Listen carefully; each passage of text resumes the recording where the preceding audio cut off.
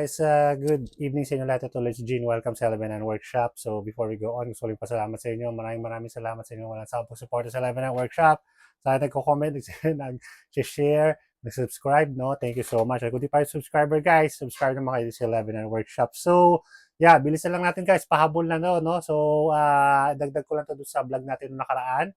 Kung di nyo pa napanood, yun yung tungkol sa kailangan pa ba na lasunin yung concrete wall, no? Every time na magpipintura ng bago, di ba? So, yung binlag natin na nakaraan. Pero mayroon lang akong gusto idagdag na information tungkol dyan, no? At yan ay tungkol sa skim coat, okay? So, ano ba yung skim coat?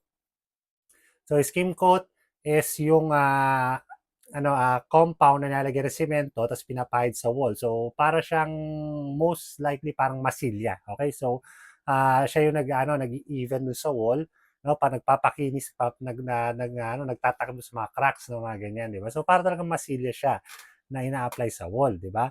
Now, syempre piling ko mayroong wala pa nagko-comment no, pero piling ko may magko-comment doon sa una kong vlog na sabihin nila is hindi naman kailalasunin talaga kapag skim coat ng gagawin, no. So sasagutin natin 'yan, guys. So unahan ko na para kapag may nag-comment ng ganun doon sa una nating vlog, ililink ko na lang 'tong vlog na ito, no. Okay.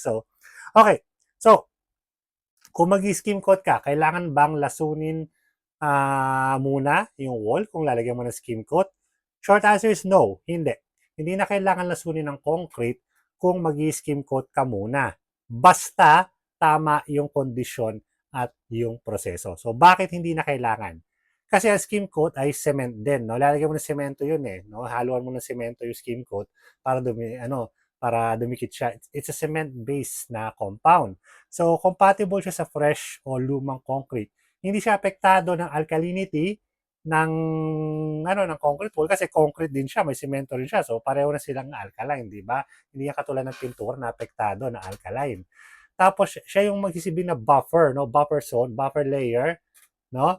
Bago ka magpintura. So, ang kailangan mo lang talaga i-neutralize o lasunin na wall is yung pipinturahan mo agad, no? Pero kung iano mo naman, i-skim coat mo naman kahit hindi na. Okay? So, pero meron pa rin mga times na kailangan mo pa rin lasunin yung concrete wall kahit na i-skim coat mo. Ano yung mga times na yan, no, guys? Ano yung mga kondisyon, okay? So, halimbawa, yung concrete wall mo is merong puting pulbos, nagpupulbos ng puti, no? So, ang tawag yata dyan, efflorescence yata, efflorescence yan, okay? Or, yung wall mo is merong langis, curing compound o madumi, no? Or, yung concrete mo is glossy o sobrang siksik yung concrete na hindi na siya kinakapitan ng skim coat, no? Kailangan mo lasunin yan. Or matagal na yung concrete at may mga chemical na residue, okay? So sa ganyang kaso na kung na-meet mo yung mga categories na yan, may mga ganyan yung concrete wall mo, kailangan mo pa ring i-neutralize or lasunin. So paano proseso niyan, no? Linisin mo muna, lasunin, neutralize, banlawan, patuyuin, at saka i-skim coat. Yon. So, yun yung proseso kung sa mga ganyang kondisyon.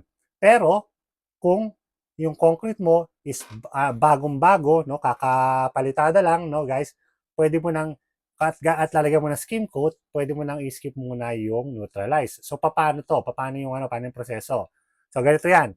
Of course, papatuin mo muna yung concrete. Kailangan at least 1 month bago ka gumawa, no, mag-skim coat. Okay? Next is lilinisin mo yung pader, yung concrete. Linisin mo using walis, wire brush, no? Tapos tanggalin mo lahat ng alikabok, grasa, pati yung mga nag-loose na semento, di ba? Tapos babasain mo ng bahagya, ha? Konti lang, ha? Yung damp lang siya, no? Para hindi lang agad na sipsipin yung tubig ng skim coat. Okay? So, lang, ha? Yung damp lang ng konti. Tapos tsaka mo siya lalagyan ng skim coat 1 to 2 layers, no? So susundin mo yung curing time ng produkto. Okay? Tapos patuyuin mo lang siya ng gusto, usually around 2 days, no? Tapos tsaka mo na siya pa-primeran, then sealer, tapos top coat na. Okay? So hindi na kailangan ng lason, no, guys.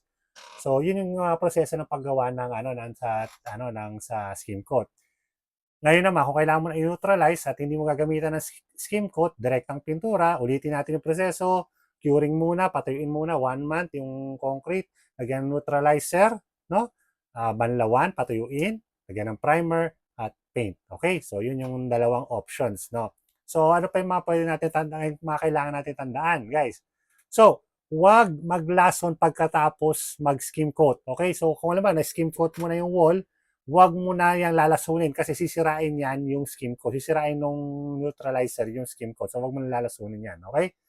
Now, kung exterior wall naman, kung sa labas, di ba, mas maganda kung, mas matibay kung primer muna bago mag-skim coat, no? Yan din ang ginagawa ko actually, pina-primeran ko muna tsaka ako i-skim coat para makita ko rin yung mga ano, yung mga damage na yung mga crack-crack kasi kapag pinrimeran mo yung wall, di ba, hindi naman siya sobrang mamumuti, yung ano, white yung primer, hindi naman siya sobrang matatakpan.